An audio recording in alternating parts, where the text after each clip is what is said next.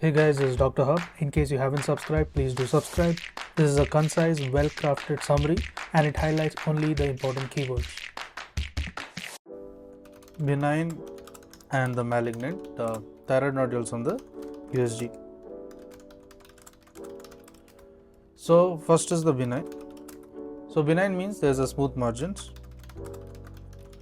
and there is also the absence of a flow signal, the absence of any flow.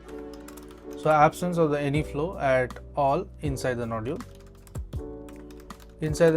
or on the perinodular flow signs or only perinodular flow signs.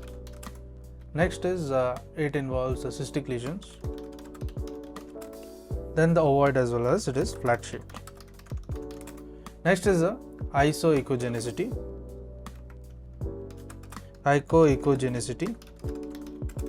Next is the peripheral vascularity. So there are smooth margins, absence of any flow signal at all inside the nodule or on perinodular flow signs, cystic lesions, ovoid and it's flat shaped, and this isoechogenicity, the peripheral vascularity. Now let's move on to the malignant. So malignant, it has ill-defined boundaries. There is a hypoechoic and the isoechoic nodules have an outside halo of reduced echogenicity.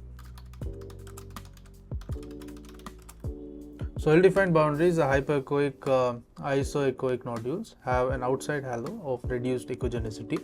There is an internodular flow with many vascular poles. There is an intranodular flow.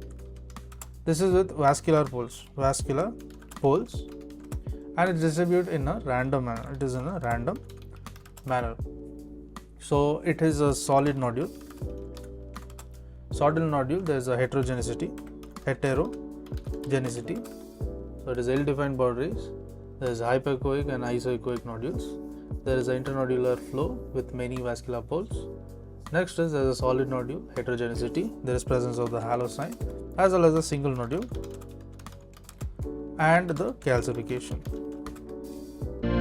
To learn and grow daily like this, please do subscribe.